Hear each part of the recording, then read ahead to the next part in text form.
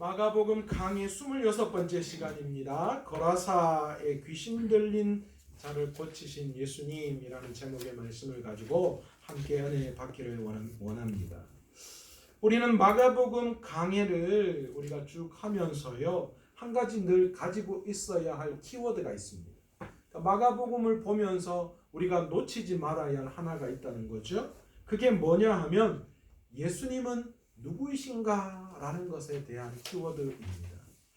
마가는 마가복음을 통하여서 지금 무엇을 나타내고 싶으신가?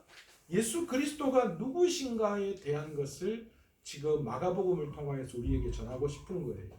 그리고 그 예수님께서 하나님의 나라를 증거하시는 그 놀라운 증거를 마가복음을 통하여서 우리에게 듣는 독자들에게 소개하고 있다라는 것입니다. 이런 관점에서 마가복음 4장 후반부부터 5장까지는 네 가지 예수님께서 행하신 이적을 마가가 기록하고 있다라고 말씀드렸습니다. 이 마가는 이 네 가지 예수님이 행하신 기적을 믿음이라는 관점에서 우리에게 소개하고 있는데요. 지난 시간 우리는 바다와 또 바람을 잠잠케 하신 이적을 함께 보았습니다. 예수님께서는 바다와 바람도 잠잠케 하실 수 있는 분이십니다. 아멘이십니까? 아멘. 예수님이 바다와 바람도 잠잠케 하실 분이시다라면 오늘 이 시대를 살아가는 광야와 같은 삶을 살아가는 우리의 삶 속에 힘들고 어려움이 있다면 그 힘들고 어려움 어떻게 해주실 분이요? 주님은 반드시 우리의 어려움을 해결해 주실 분이시다라는 것을 우리는 알아야 한다라는 것이죠.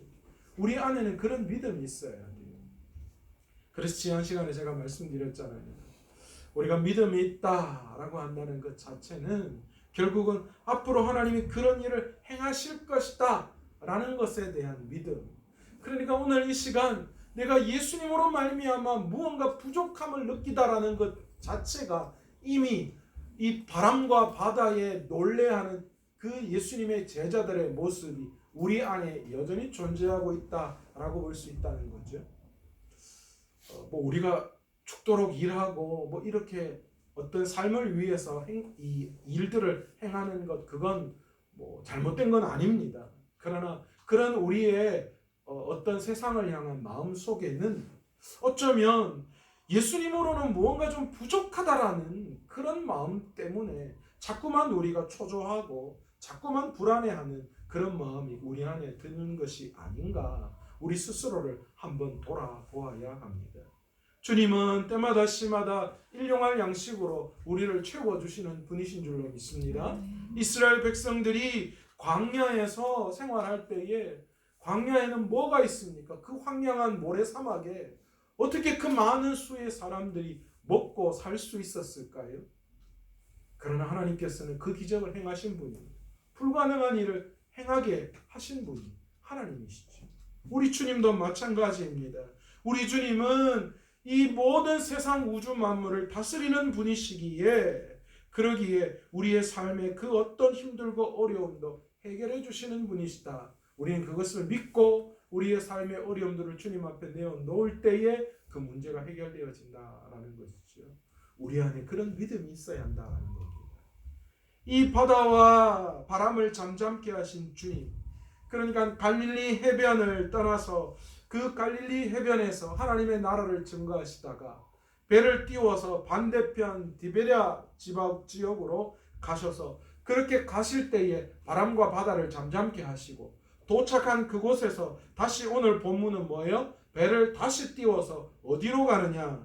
이 남동쪽에 위치하고 있는 거라사라는 그 지역에 이르게 되었다. 성경은 그렇게 우리에게 말씀합니다. 사실 이 거라사 지역은 이방인들이 주로 사는 곳이었고 또한 무덤이 굉장히 많은 곳이었다라고 합니다. 사실 이 거라사 지역은요, 북이스라엘이 통일 왕국 시대에 있다가 북이스라엘로 나누어지고 그리고 난 다음에 이 거라사 지역은 북이스라엘이 다스리는 지역이었기에 그곳이 점점 이방인들이 생활하는 그런 거주지가 되었다라는 거예요.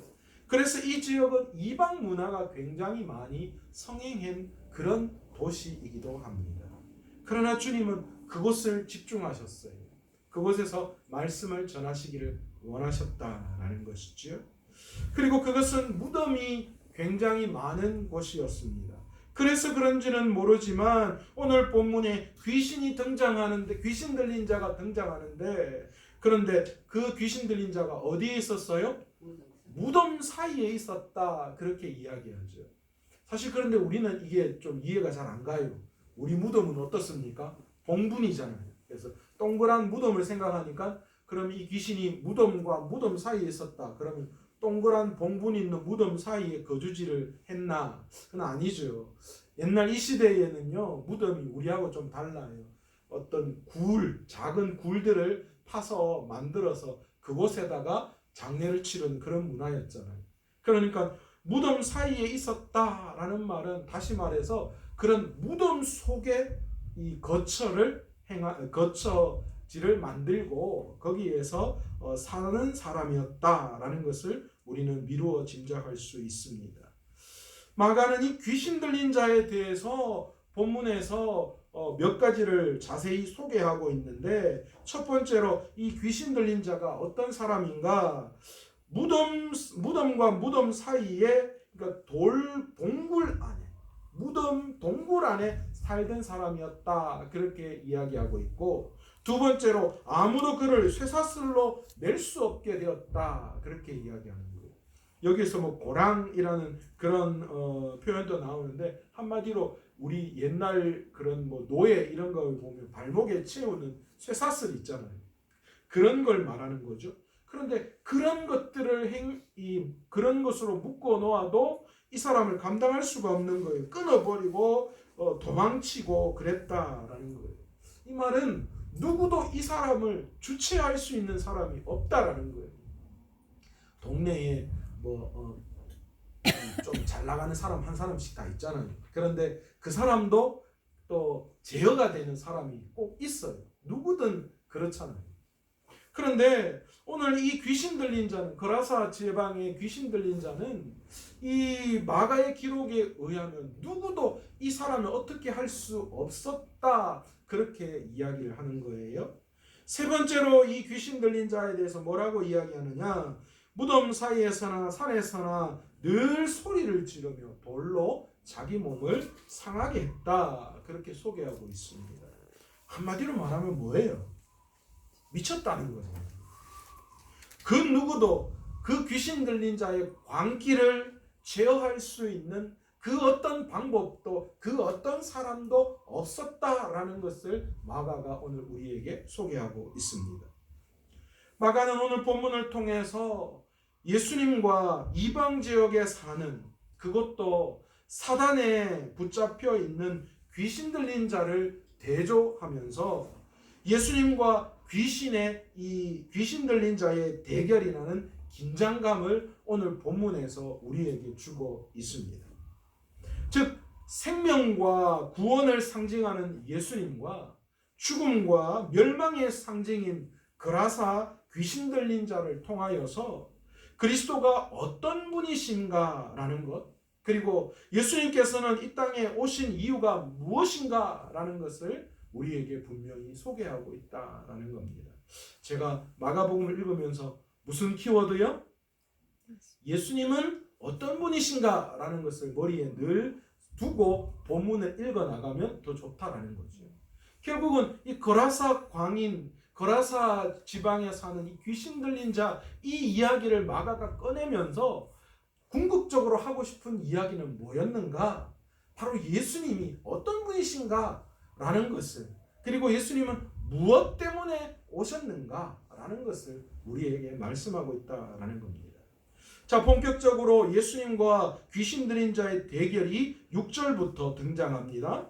멀리서 예수님을 보고 달려와 절하며 큰 소리로 부르짖어, 그렇게 이야기하고 있습니다. 사실 본문의 말씀으로만 본다면, 요 구절만 본다면 사실 이해하기가 쉽지가 않습니다. 그렇지 않습니까? 왜 그렇습니까? 왜 이게 이해가 되지 않습니까? 저만 이해가 안 되는 겁니까? 이렇게 쭉 이야기의 전개를 가만히 보세요. 지금 귀신 들린 자가 뭐 하고 있는 거예요? 예수님 앞에 나와서 뒤에 읽어보시면 뭘 하고 있어요? 자신을 괴롭히지 말라고 그렇게 지금 간청을 하고 있잖아요. 그런데 지금 앞에 보면 뭐 하는 거예요? 예수님인 줄 보고 귀신 들린 자가 달려갔다 그렇게 이야기하고 있잖아요. 그러면 제대로 이야기하면 제대로 표현한다면 어떻게 해야 돼요? 귀신 들린 자가 예수님이 멀찌감치 계신 걸 보고 도망갔더라 라고 이야기해야 되는 게 사실은 이게 이야기의 전개상 맞는 이야기잖아요. 그런데 지가 실컷 예수님한테 달려가서 당신은 하나님의 아들이십니다. 그래놓고 날 괴롭히지 마십시오. 그렇게 날 살려달라고 간청하는 그런 본문의 이야기를 볼 때 이게 무슨 이야기야? 뭔가 좀 앞뒤가 안 맞는다 그런 생각이 들 때가 있습니다. 그런데 사실 이 본문은요, 원래 이 헬라어 원문으로 보면 이 이야기가 맞아떨어져요. 왜냐하면 이 이야기의 시제를 잘 봐야 되거든요. 그러니까 한마디로 말해서 이 귀신이요, 멀찌감치 계시는 배에서 내리시는 예수님을 보고 사람에게 가서 덮치려고 확 갔다가 어떤 일이 있었느냐? 예수님이 그 모습을 보고 그 귀신 들린 자를 보고 다 아실 거 아니에요, 예수님은. 그래서 예수님이 그 귀신 들린 자를 향하여 뭐라고 이야기하느냐? 오늘 본문 8절의 말씀 보면 뭐라고 이야기합니까? 이미 뭐 했다고요? 이미 더러운 귀신아 그 사람에게서 나오라. 그렇게 이미. 그러니까 귀신이 날 좀 괴롭히지 마십시오라고 말하기 이전에 이미 예수님이 그 귀신 들린 자를 보고 그 사람에게서 나오라 그렇게 말씀을 하셨다는 거예요. 그러니까 이제 말이 맞아떨어지는 거잖아요.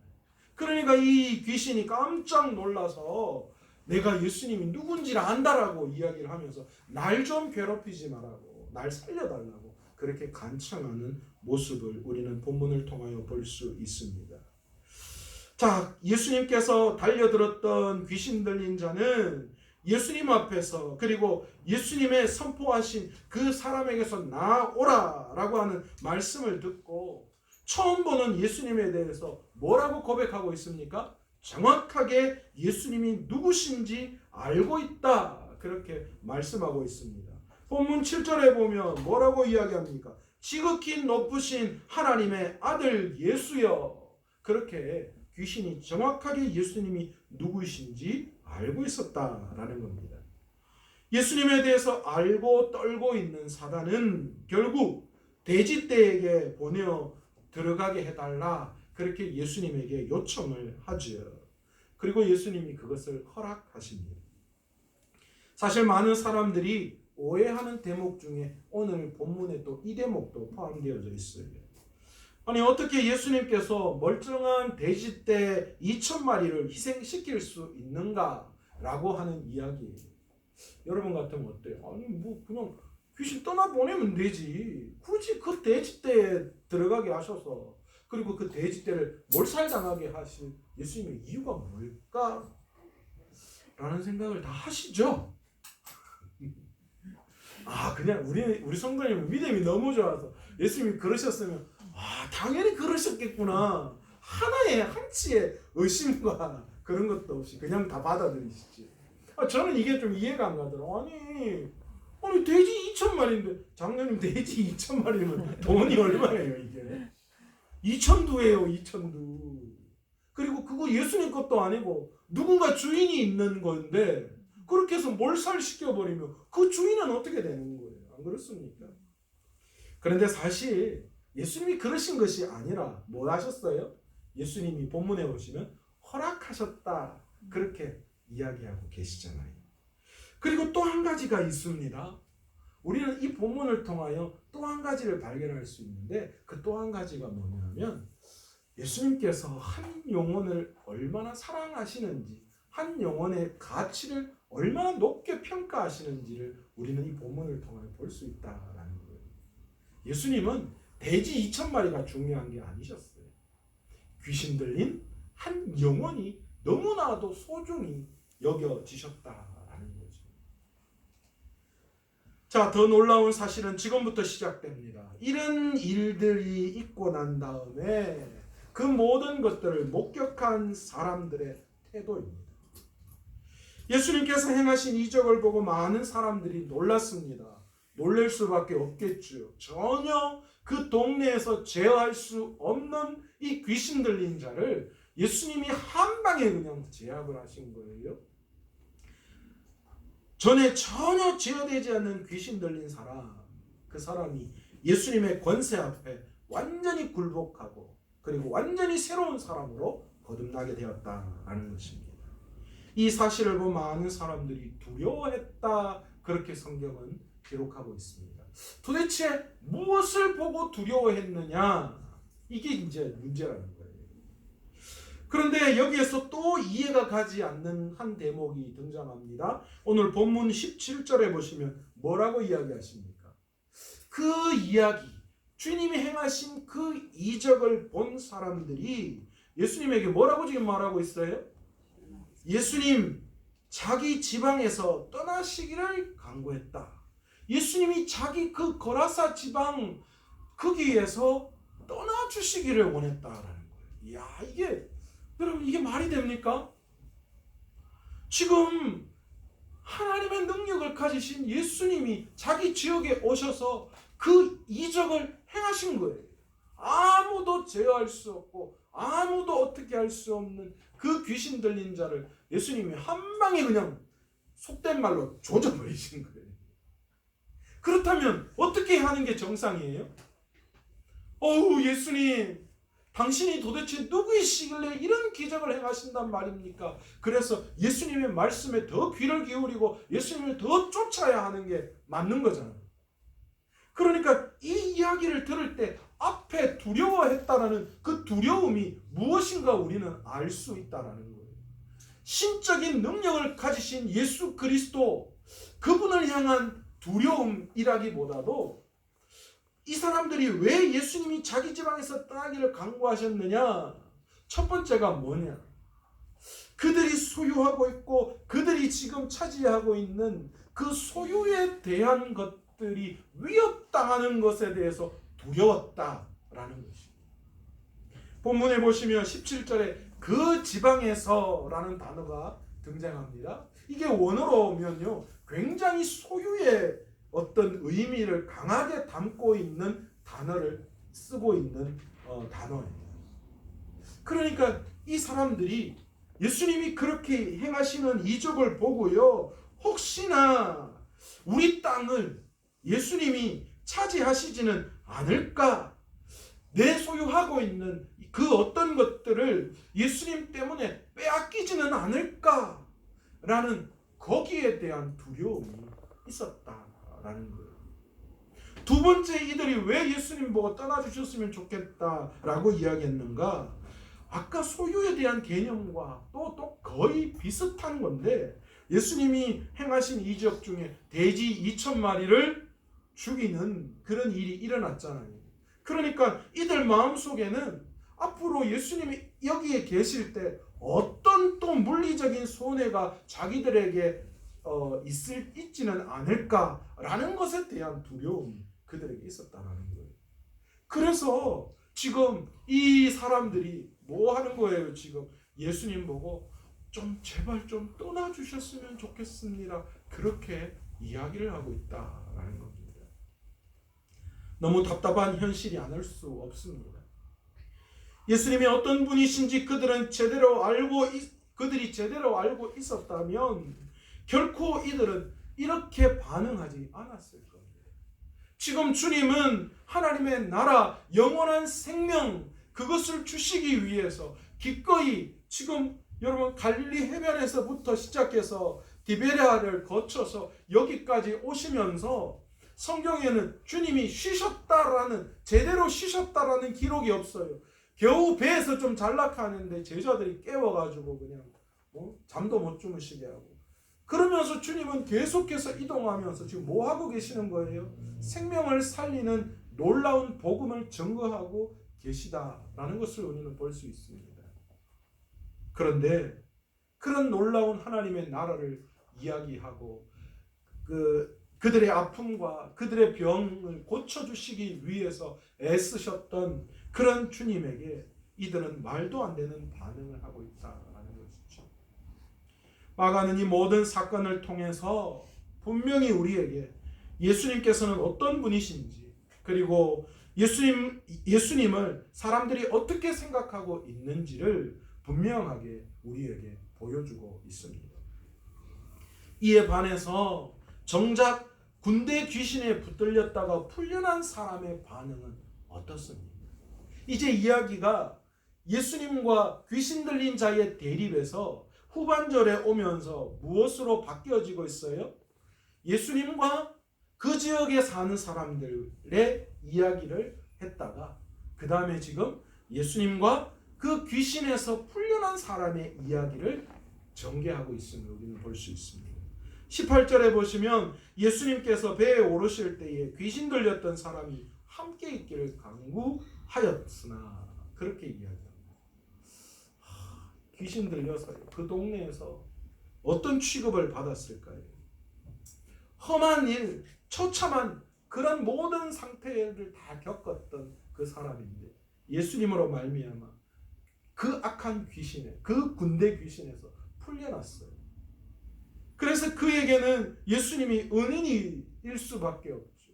그래서 그가 선택한 길은, 동네 사람들이 다 예수님을 떠나기를 원하셨지만 이 귀신에서 풀려난 이 사람은 주님과 함께하기를 원했습니다.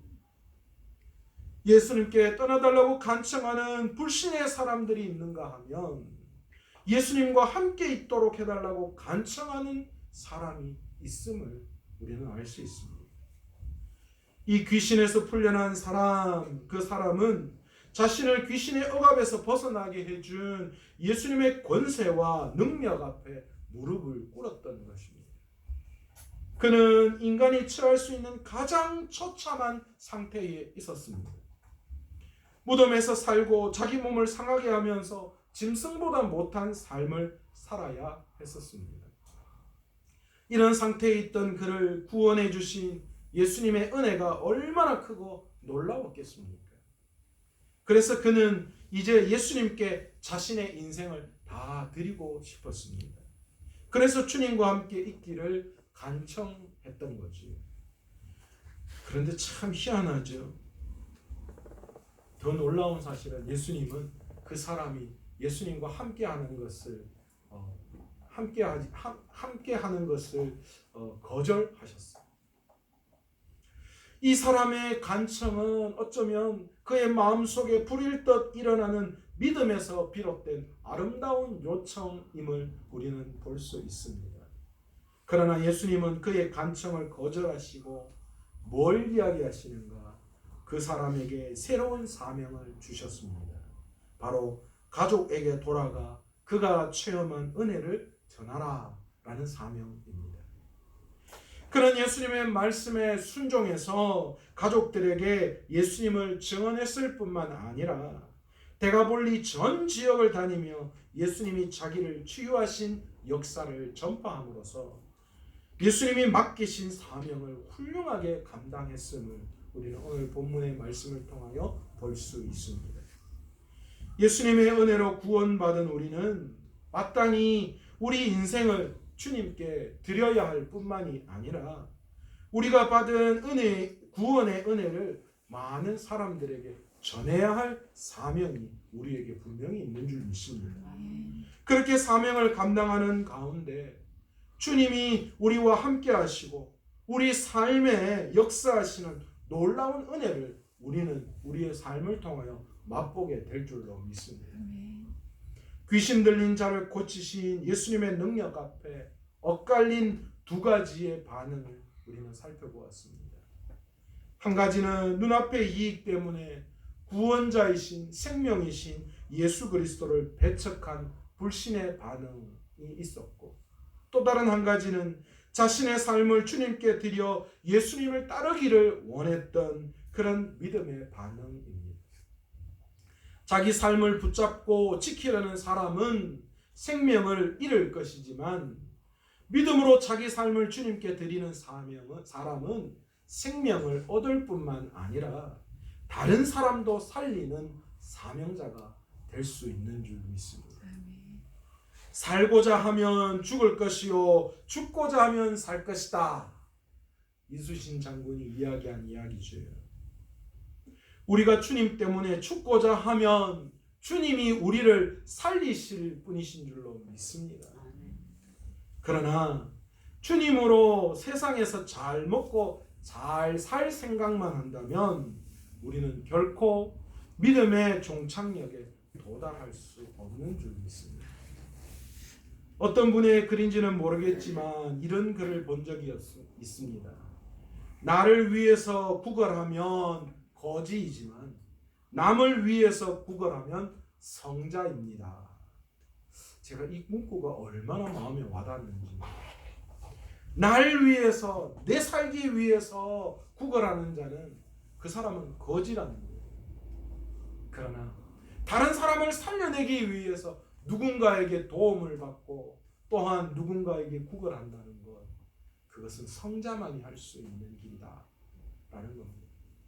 저는 이 원리가 믿음으로 살아가는 우리들에게도 동일하게 적용되어지는 건 줄 믿습니다. 우리가 주님을 도구로 사용하고 주님 때문에 덕보고 주님 때문에 세상에서 잘되고 잘 먹고 잘 살기를 원한다면 우리는 거짓걸 못 면할 줄 믿습니다. 늘 그냥 세상을 쫓아가는 사람들과 별반 다를 바가 없는 거죠.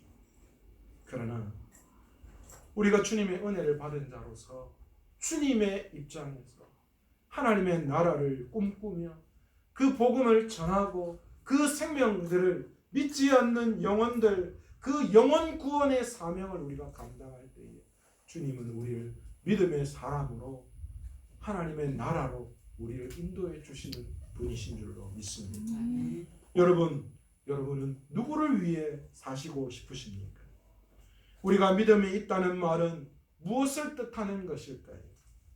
주님을 위해서 죽겠다, 그것이 우리가 주님을 위해서 산다 그 말 아니겠습니까? 죽었다가 살아난 우리의 삶을 오늘도 주님을 위해서 내가 죽겠습니다 라는 그 마음으로 귀한 우리가 우리의 죄 때문에 죽었지만 주님의 은혜로 살아난 우리의 삶을 우리의 이웃들에게 우리가 속해 있는 공동체에 증거함으로써 오늘 이 시간 어리석은 불신앙의 반응을 하나님 앞에 세상 가운데 내려놓는 저와 여러분이 아니라 믿음의 반응으로 은혜에 감격해서 주님을 따르겠다라고 그렇게 주님 앞에 나아갔던 귀신에서 풀려난 그 사람의 믿음의 반응이 오늘 저와 여러분에게 나타나시기를 간절히 축원합니다. 오늘 이 시간 말씀을 생각하시면서 함께 기도하기를 원합니다.